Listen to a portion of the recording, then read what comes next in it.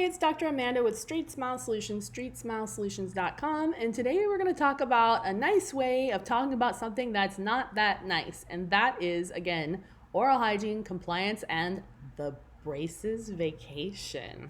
So I started using the word braces vacation. I don't know if it's just my word that I came up with or if I heard it from somewhere, but it's a nice way of letting your kids get a handle on their poor hygiene with their braces. And it's not a threat, it's a thing. I normally allot in my practices up to 3 braces vacations. After that, braces come off due to noncompliance. And it is slightly, for the most part, most parents don't get too upset about it, especially when you explain it. So I'm going to give you some scripting. So when a patient comes in first time with really bad hygiene,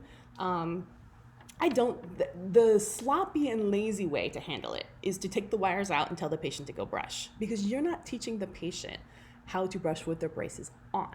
So all you're doing is enabling them to have bad hygiene again, if there's no repercussions for that. So when a patient comes in with bad hygiene, first time, I'm gonna give them a disclosing tablet. Hopefully my bathroom doesn't have weight sinks, a disposable toothbrush, maybe an additional proxy brush. Ask them if they know how to brush and use their proxy brush. Ask them if they'd like instructions. I do the disclosing in front of me. So if you've got the drops, it's even better if you can just swab it, because sometimes patients, they get smart. They'll cheat with the disclosing tablets because they don't want to deal with brushing it off. They'll just swallow it or they'll suck it, but they won't swish it all around their mouth, or they'll throw it away. So I'd rather disclose the patients for them. It is a little messy, so you have to be careful. Make sure they have a good napkin on. Make sure you're really careful about how they do it. Leave the napkin on when they're in the bathroom so they don't get it on their clothes, because parents get really mad if they get it on their clothes. But then send them in with the toothbrush and the tools they need, and tell them don't come back till their teeth are completely clean. You don't want to see a single red mark on their teeth. They can be red on their tongue, but there cannot be red on their teeth. They can't come back till all their teeth are squeaky white. And they literally will spend 10 minutes in the bathroom cleaning their teeth. So if you take the wire out, you're making it easy for them. So we want them to learn how to brush with their braces on. So that's the first thing I do with poor hygiene. And then I call mom back. I let her know hygiene wasn't good. I let her know what we did, that we went over how to brush. We make sure patient has all the tools that they need. I say, next time it happens, we're gonna have to go on a braces vacation. And I explain what that means. Braces vacation, you can have a maximum amount, and you can put this all into your contract if you want. If not, you can just address it when it comes up. This is going to be a major one-off. It's probably going to happen a few times a year. You could create a document for this if you needed to. I don't have one because I really never had to create one. And usually in your standard ortho contract, it's going to mention something about noncompliance. Noncompliance does cover poor oral hygiene. You can't let your patients continue to go on and on with bad oral hygiene, because what's going to happen? We all know what's going to happen. They're going to get decay. They're going to get decalcification. Now, you as the doctor, you've made an oath to do no harm. And you know that even if they need braces, decalcification and decay is much worse than crooked teeth or a bad bite. So after a couple times of this happening, braces are going to have to end if they can't hold their end of the bargain. Or they can switch and they can parent upgrade fetal aligners. But most likely, if they're not brushing their teeth, they're also not going to wear their aligners.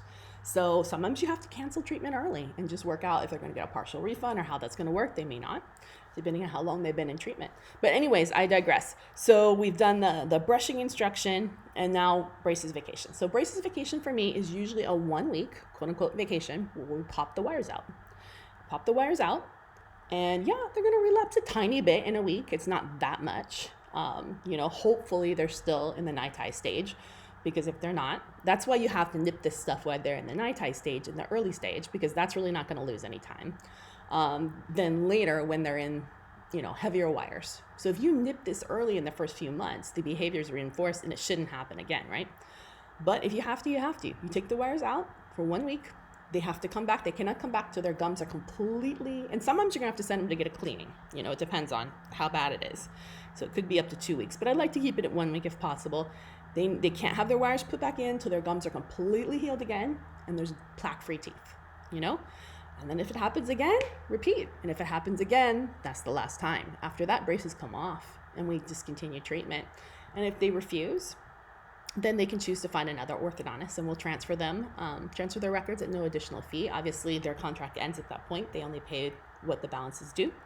But you know, as a doctor, you can't be bullied into continue to see a patient when you're doing more harm than good for them. So it's your job to nip this. And sometimes parents are upset. All you can say is, you know, this is the laws of our state. This is the laws of our dental board. I took an ortho to do no harm. And what we're doing here is more harm than good. I don't want to lose my dental license, you know? I have to do what's right. And unfortunately, keeping these braces on is not right. You can't continue to have treatment with me. We'll end the treatment where we are. You know, the fees that you'll pay will be up to this point. Whatever services were rendered up to this point. We won't charge you any additional fees. If you don't want your braces off, you have up to 30 days to find another orthodontist. I'll transfer the records and no additional fee to that other orthodontist. And you can start a new contract with them. But my recommendation is that we take the braces off. I will not charge a fee to take the braces off. But if you want a retainer, you know, there might be an additional fee for that. If you don't want a retainer, so be it. You have them sign a discontinuance form that I do have in my store. It's $20 if you're not a concierge or VIP member, and if you are, you get it for free. So hopefully that was helpful. But yes, you definitely need to use the term braces vacation. Be very nice about it. 9 times out of 10, parents are very appreciative. They are a little bit inconvenienced about having to come back more often, but you're showing them that you're taking the time to educate the patient and you really care about their gums, their teeth, and their oral hygiene. So most of the time, parents are really nice about it. All right, thanks so much.